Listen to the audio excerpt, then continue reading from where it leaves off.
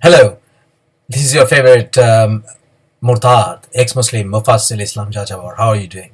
I'm here to shed some more light into the life of Muhammad, the Islamic prophet. And here are some more challenges. And I can assure you, all of my challenges will remain irrefutable because there's nothing to refute. These are proven facts. I'm not going to be like ordinary ex-Muslims who are so enraged with their faith and their ex fellow community members that I'll be just hurling mockery and everything. I'll just give you scholarly arguments, and there's no way Muslims can refute those. But before I start, update on the abuses. Well, I was being harassed by Muslims that I must change my name because my name is Mufassir Islam and Islam is the last name. And they were asking whether is there any reason why I should keep my last name? Why not? That's my family name. My father gave me that name. My father's love is there for whatever reason he had. And that's the way I want to keep it. These idiots are not aware of the latest legal updates on this issue. For example, there's a case decision in the UK, in England, where it was said that there was a divorce, and following the divorce, an ex-wife wanted to retain her name as Mrs. So-and-so, because that's the name she was known for a long time, and that's the name she used to introduce herself in the public, and she was known by that name. That became part of her identity. So my name is part of my identity, and on top of it, Mufassir Islam means someone who explains Islam, the inner understanding of Islam. Well, that's what I'm doing anyway. I'm exposing the real Islam. Muslims didn't jump on their shoes when Mike Tyson decided not to change his name because he wasn't already known worldwide as Mike Tyson. Muhammad Ali, the other boxer, he became legendary after, in fact, he took up the name of Muhammad Ali. He was not very long with the name as Cassius Clay when he became world title winner. So it's individual choice, with all respect, and anybody wants to name himself Tom, Dick, Harry, Richard, or Prophet Muhammad, it's up to them. That's what I believe. Coming back to the issue. Some Muslims asked me whether I had any proof to support my claim that Muhammad, the Islamic prophet, was a rapist. Well, I'll give you some quotations, references from the hadiths, and you make your own decision. As a lawyer, I'm not going to talk much or elaborate much, give you legal definitions of what a rape constitutes.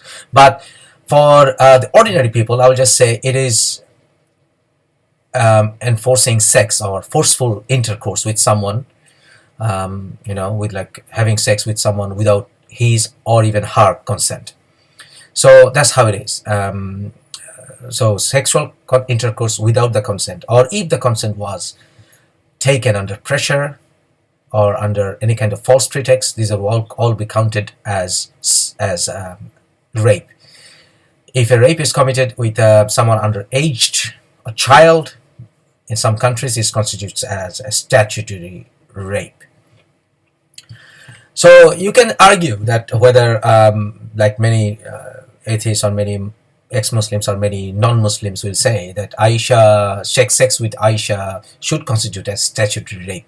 But I will give some benefit of doubt to the Muslim community, saying that, okay, that was the custom then, that was the time then. Having child bride was not very uncommon. Muhammad was a man of his time.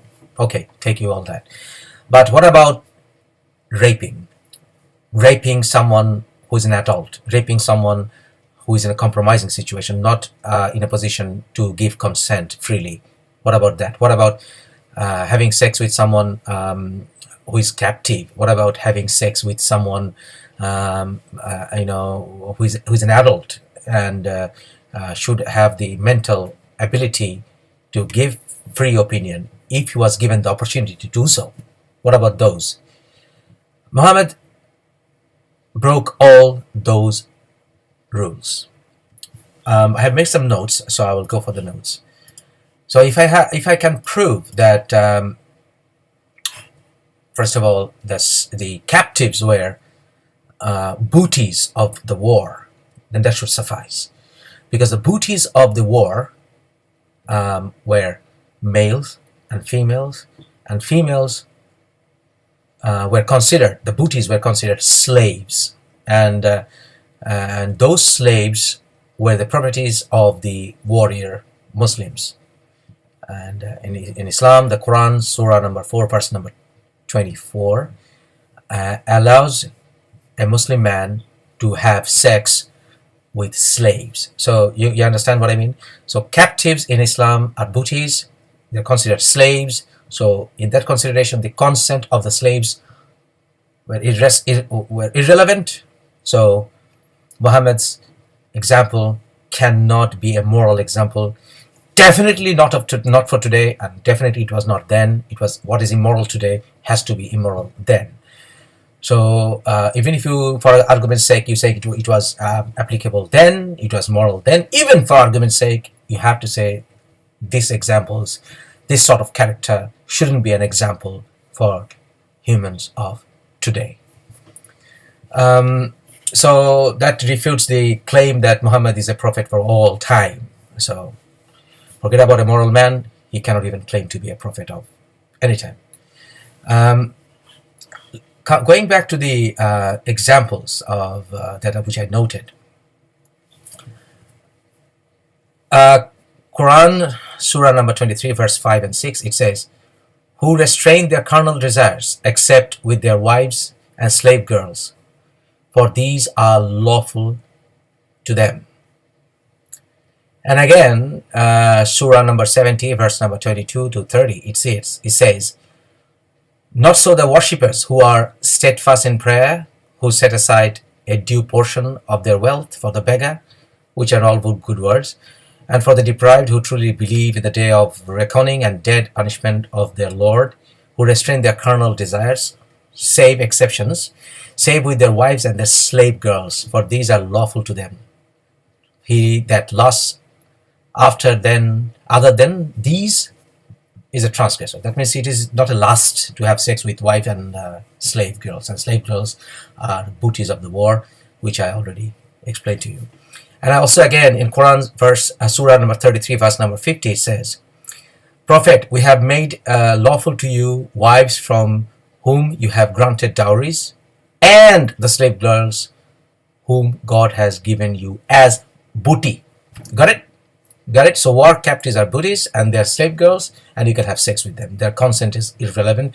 You don't have to marry them. So some apologetics, some who wants to play with the words, they claim that, especially in Surah number 4, verse number 24, that was in reference to marrying the slaves, but that doesn't stand because of Quran, Surah 33, verse 50. And again, in Kitab al-Kabir, mentions is made about Maria. Maria was a slave girl who was given to the Prophet by the Egyptian governor.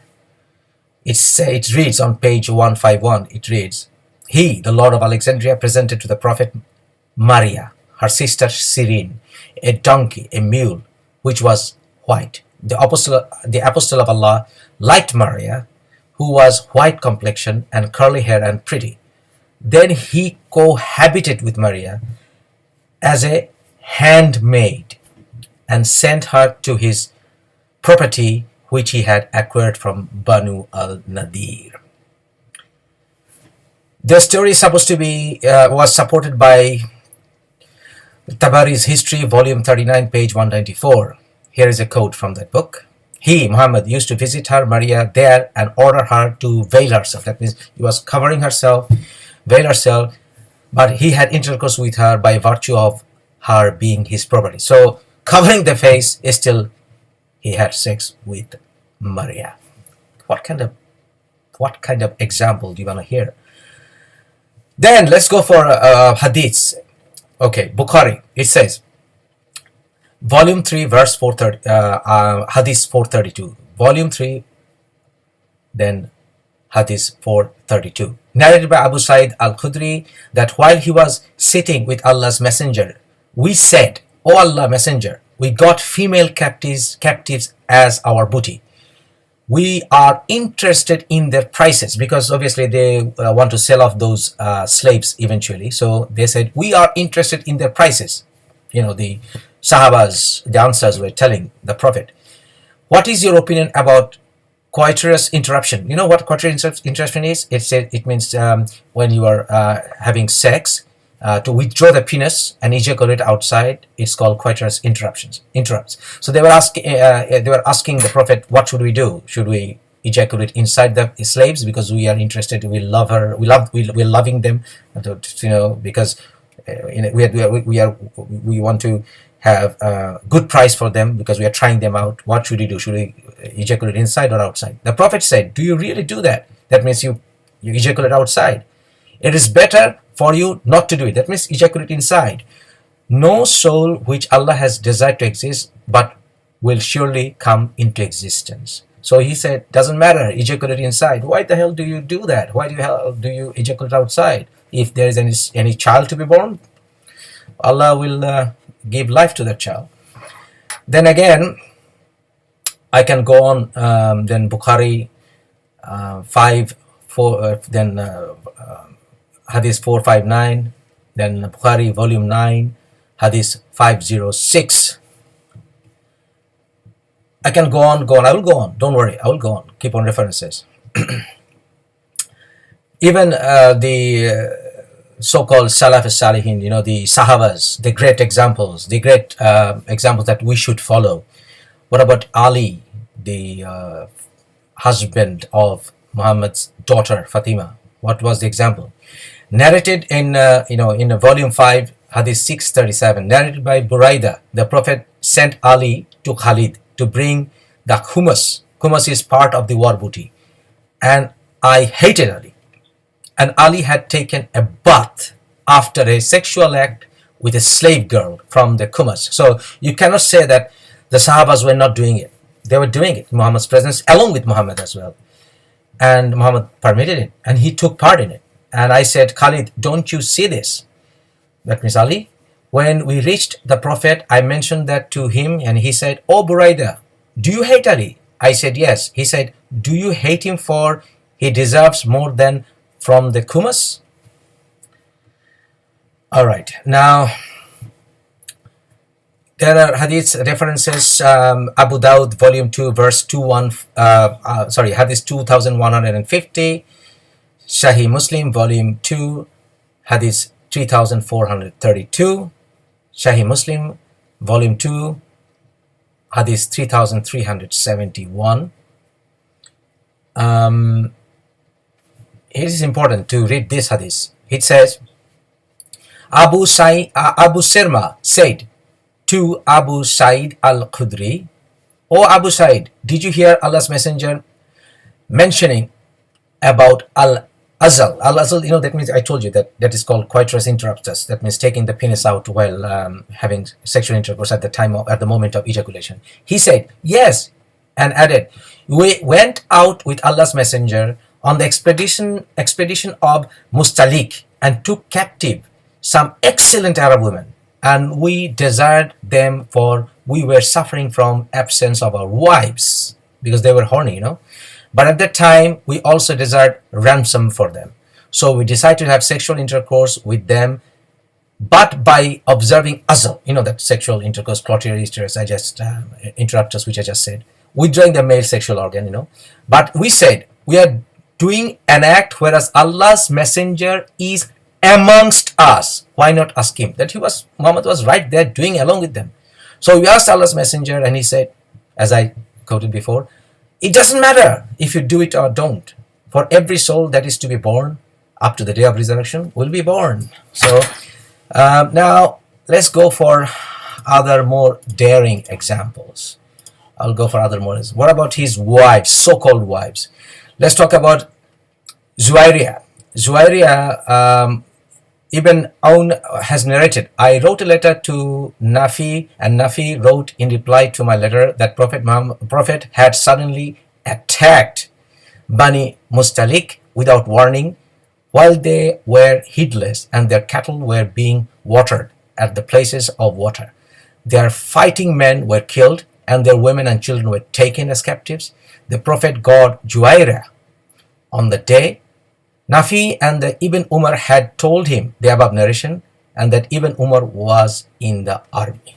It is in reference to Bukhari 3.46.717, also in Muslim, Sahih Muslim 19.4292.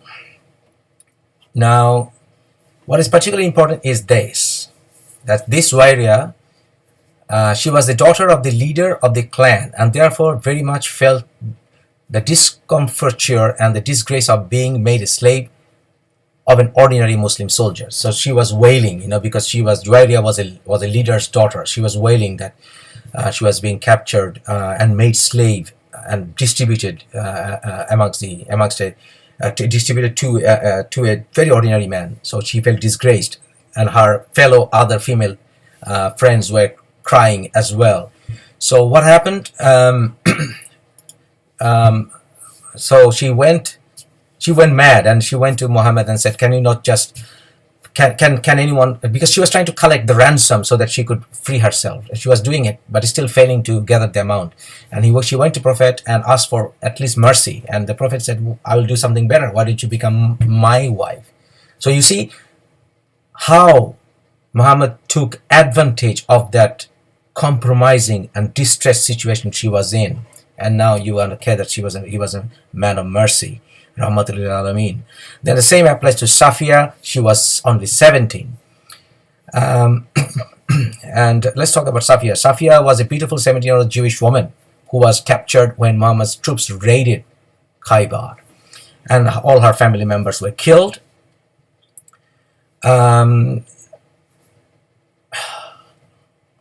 Safiya was taken to Muhammad's tent. Muhammad wanted to have sex with her on the very night, only hours after torturing to death her husband. She resisted his advances. That night, Abu Ayyub al-Ansari guarded the tent of Muhammad. When in the early dawn, Muhammad saw Abu Ayyub strolling up and down, he asked him what he meant by this sentry go. He replied, "I was afraid for you with this young lady. You had killed her father, her husband, and many of her relatives. I was really afraid for you on her account." Ibn Ishaq, page 766, and you can do your own research. Then the same applies to, and after that it was done a sham marriage. So you want to tell me that a girl who, for whatever circumstances, a girl whose family was killed, all the family members were killed, even husband was killed in front of her, tortured to death, and she will consent to having sex on the same night, and she will agree to marry this old man being 17 years old on the same night. You want me to believe that? And this is not rape. And then Rayhana she was only 15. She had the same thing. Because another victim was Rayhana, a 15-year-old girl from the tribe of Banu Qurayza. Muhammad massacred all men of the tribe. Then women were brought to him to pick, and he chose Rayhana. Rayhana never married Muhammad, and unlike Juwairiyah and Safiya, never feigned being a Muslim to have an easier life. She preferred to remain a sex slave. That was an insult to Muhammad anyway. So references are volume 5, book 59, hadith number 459, Bukhari 3.34.5432, Muslim, Abu Dawud, I can go on, Quran 424, Quran 3350. O Prophet, we have made lawful to thee thy wives whom thou had paid their dowries, and those who thy right hand possess. Out of the prisoners of war, Allah has assigned to thee.